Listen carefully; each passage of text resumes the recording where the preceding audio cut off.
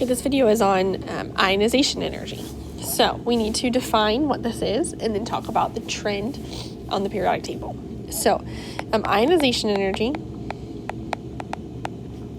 gets the abbreviation IE. Okay, and it's the energy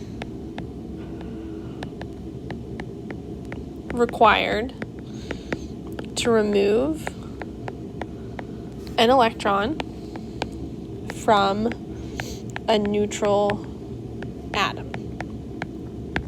So if we did a generic example using A for an atom, okay, and A is not really an element, then it would be A plus some amount of energy, okay, yielding.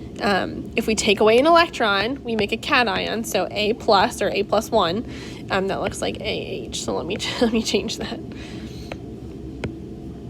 Okay, and then that electron that we removed. Okay, if we did a specific example, maybe this was like lithium, okay, plus some amount of energy, which would be the ionization energy, would give me lithium plus 1 plus an electron. Okay, so that is the definition, and it's this quantity that we're going to be talking about. How much energy does it take? Okay, so I'll make kind of a bold statement. All elements require energy to be supplied to I'm going to say let go of an electron. Okay, and that's because if you think about it, every single element has a attraction between their protons and their electrons. And so there's definitely an attractive force happening. And so it requires energy for that element to let go of one of its electrons. But this discussion is a discussion of, well, who requires more energy and who requires less energy to take away that electron. Okay, so just like before, we're going to talk about a period trend and then a grouped trend. This time it's the period trend that's easier to talk about. And so let me draw my table real quick. Whoop, barely got that in there. Okay, and the period trends are easier to talk about this time because we've discussed ions, right? We know which side of the table, the right or the left, are the ones who tend to form positive ions and who are the ones who tend to let go of their electrons. Okay, and that's the metal side, that's the left-hand side. So they are pretty willing to give their electrons away. It still requires energy, but they're pretty willing because then that gets them to that noble gas configuration, that 8 valence electrons. So a discussion of lithium versus fluorine, right? Who's more willing to give up their electron? Well, lithium it's pretty willing, right? Lithium's what I refer to as a loser. Fluorine doesn't want to lose an electron. Fluorine is a gainer, right? So who's it going to require much more energy to take their electron? Fluorine. So this side of the table has low and this side has high. So my arrow goes like this. Okay, and the noble gases, of course, highest of them all, right? Because the noble gases have their 8 valence electrons. They don't want to let go of an electron for anything.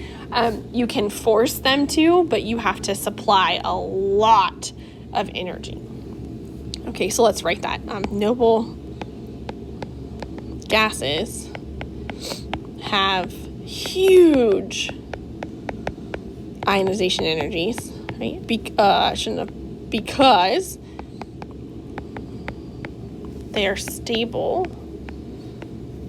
with 8 valence electrons and go away.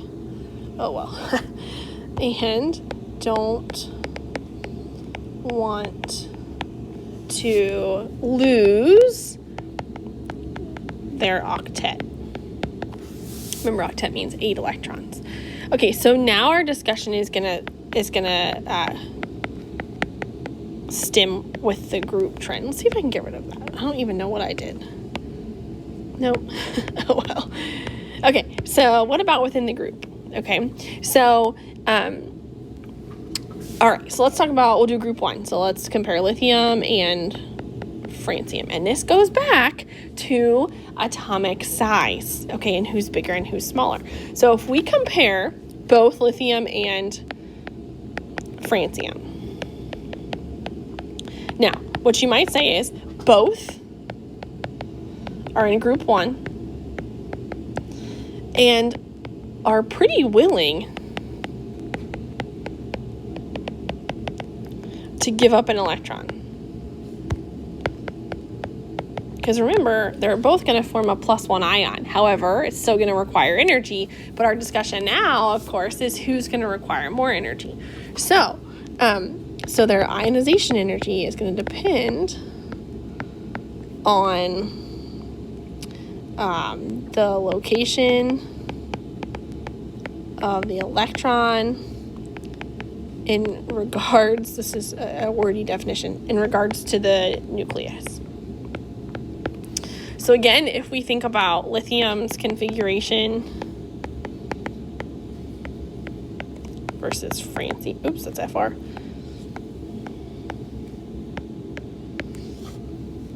Okay, and this was where we talked about sizes, right? Lithium's electron is much closer to the nucleus. It's only in level 2, right? Francium's electron is very far away from the nucleus. And so the discussion now is, well, who's it going to require more energy to take it from? So this might almost seem backwards to you until I give you maybe a little bit of a simple non-chemistry example. But because lithium's electron is closer to the nucleus has a little bit more of a hold on it because it's closer. So because it's closer, it's harder to remove, and thus lithium has a larger ionization energy. Francium's is farther from the nucleus. It's easier to remove. It's got a smaller ionization. So I'll add my arrow and then I'll give you my non-chemistry example. So the arrow goes like this. Okay, lithium has a larger ionization and francium has a smaller. And that's true for anybody within the same group. So my non-chemistry example is this. Let's pretend you're in class, and so here's your teacher, right, at the chalkboard. And then here's the rows of students. Right, row 1, row 2, row 3, okay, row 4, so on and so forth. Okay, well, the rows, if you're thinking this, what I'm going to make a comparison to, are like the energy levels, right? Notice energy, or row 1 is closer to the teacher, who I'm pretending like is the nucleus. Okay, and the 5th energy level, or the 5th row, is much farther from the teacher or the nucleus. So think about this. If you were going to try to get away with something, I don't know, cheating on a test or texting somebody during class or something, where are you more likely to get away with it? In the 1st row or in the 5th row? And I'm pretty sure you know the answer. The answer would be the 5th row, right? Right? How come? Because you're farther from the teacher. The teacher doesn't have quite as good of a hold, right, quote, quote, on you, or a view of you, because they're too far away from you.